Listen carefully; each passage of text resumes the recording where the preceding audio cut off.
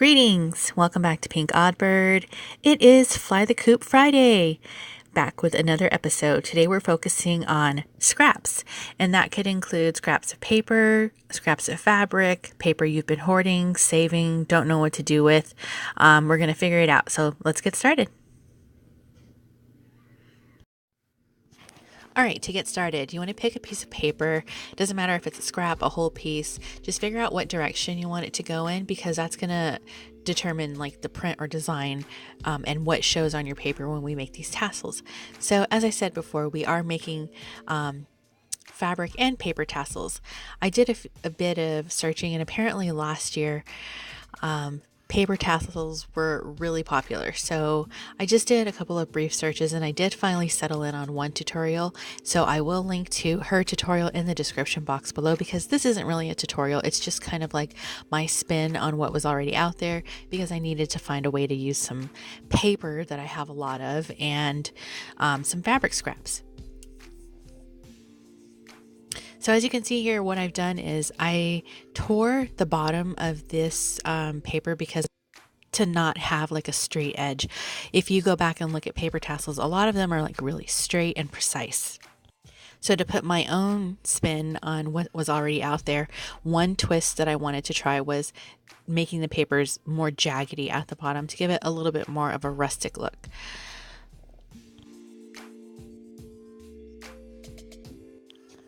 What I'm doing here is just straightening out the top, because I at first thought I would make the top more jagged, and then I decided no, that's not a good idea, because it's hard for me to tell if I'm rolling this thing straight.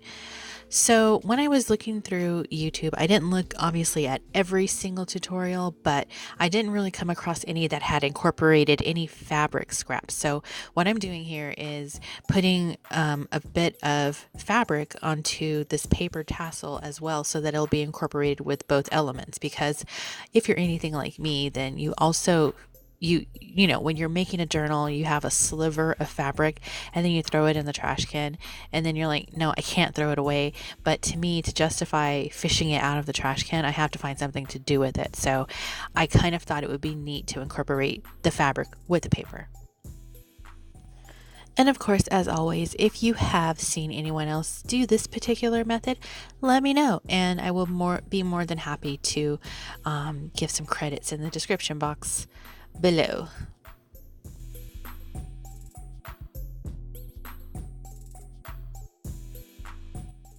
So as you can see on this one, I was able to roll in a pretty moderate amount of fabric, and I was happy with that amount. So I'm just rolling it up. I want to test the waters. What we do on Fly the Coop Fridays is we get down to things that we've been putting off, been wanting to try, hoarding items, using things that we don't use, you know, things we buy and don't use, trying things. It might work, it might not work. And so that's kind of what we're doing right now. So that's what this is all about. Sometimes we learn together. Sometimes it's something that I have maybe already figured out and want to show you. It just depends. We're just flying the coop. We're getting out of our rut, our usual typical elements.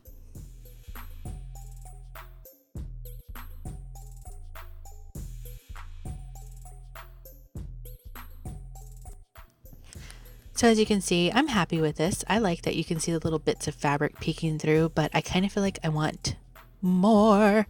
So before we go on to that, I'm going to finish this tassel, and this is going back to following the tutorial. Be sure to check her out in the description box. Her tutorial is really great. She's super fast and concise, and she really knows what she's doing.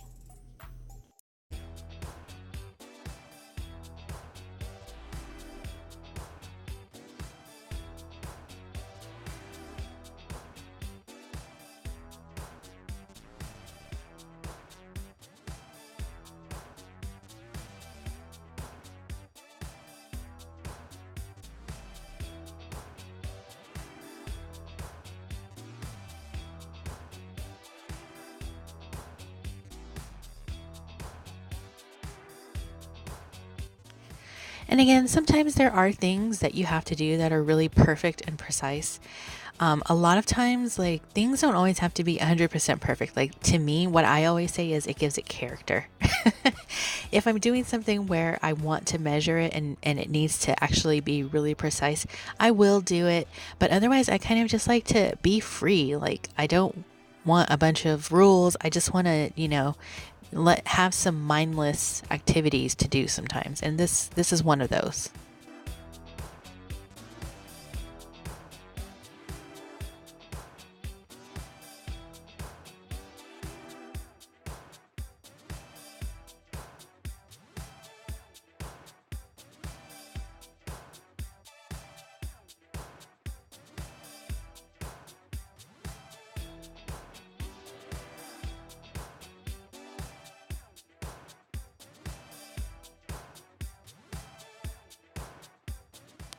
And I guess I didn't really have to show this whole part because, like I said earlier, this isn't a tutorial. It's really just how can I was inspired by someone else's video and I wanted to see how I could put my own spin on it. So by not having straight edges at the bottom, I was like, okay, let's try that and see how it looks. How does it work?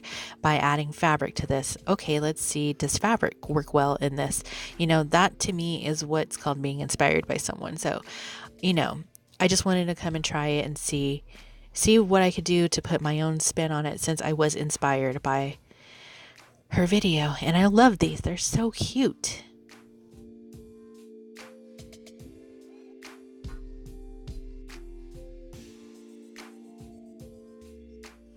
To all my Christmas lovers out there, these would actually be really cute ornaments to hang on your tree, like Christmas scraps. Super cute.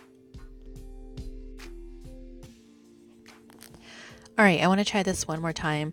And I'm not going to show the whole entire process this time, but the point of me doing this one and this time was I wanted to try adding even more fabric, even more varieties of different fabrics and textures, things like that. So that's what I wanted to come back and do. And the objective was to see if there would be any issues with rolling it, and there aren't. So that's what I'm getting ready to do here.